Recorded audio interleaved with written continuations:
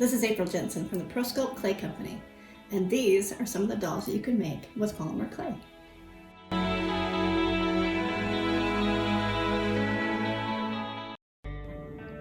Alrighty, so I am working on my Grinch doll, as I'm just going to finish him up for our summer children's sculpting series. This is our first character that we've been working on, that I've been teaching a live class here in my home, and I thought I would do it along with you through YouTube as well. So the ones we made in class ended up being a little bit fat and short. So I actually want to lengthen mine out a little bit, though he already has some wire that's going down into this base.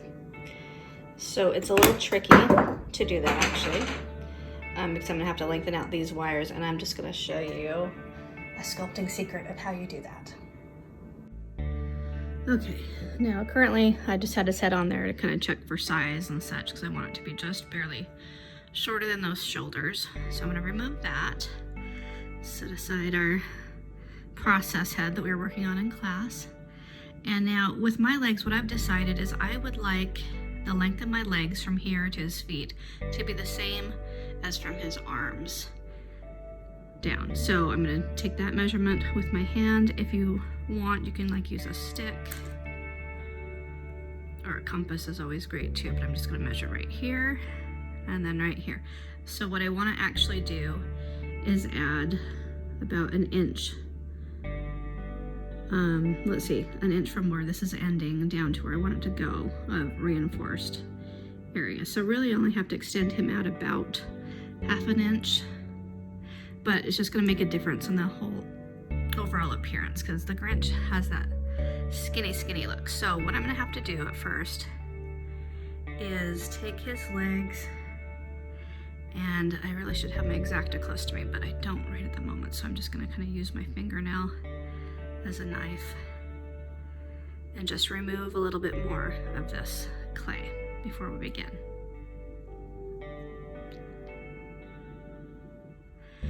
And now, sometimes in the design process, and especially as you go ahead and work on it, you find there's elements that you need to change.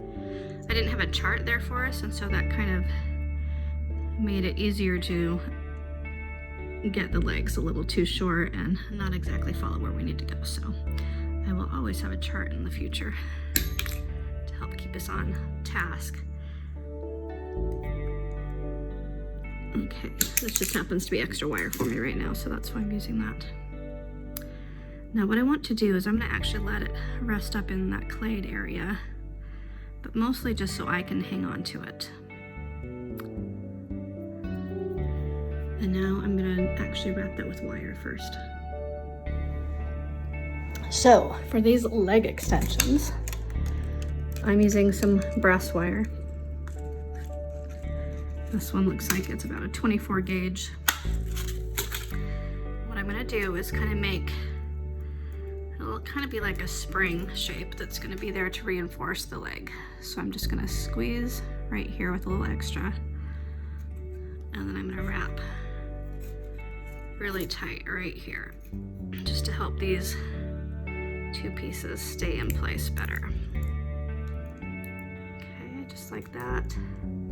And then it looks like I do not have my needle nose pliers right away, so I'm just gonna do it with my fingers.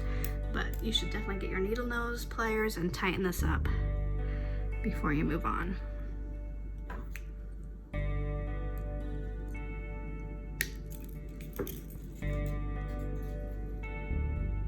Once you have your needle nose pliers and you tighten this up very well, then what you can do next is reinforce it even more with some of this aluminum foil tape.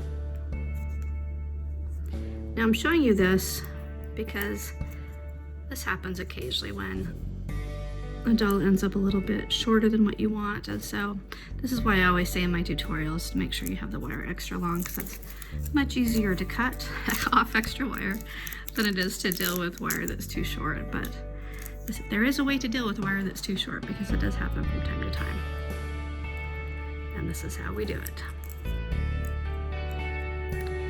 Now to make it even extra sturdier, you could also put a small layer of Epoxy Sculpt in there too and let it sit. I'm not going to this time because I want to get this project going, and as soon as this hardens up, once I bake the legs, it's going to be plenty hard to keep all of this in place for me. But I'm just going to reinforce it how I can up the leg with more of this tape. Just like that. Make sure I have it go in the direction I want it. Now another thing you can do is you can bring some clay down around here that's going to be thinner than your final product. And also bake it now. You can harden that up and it'll be like an underlayer of clay that is hardened up already, so then you can work on the rest of the piece and not have to worry about these legs shifting around at all. So those are multiple solutions for you about this. I think what I'm going to end up doing is pretty much sculpt his leg out to where I need it to be, just a skinny version right here. I want to make sure it's not pointing too forward now. I want to give him just a little bit of a knee.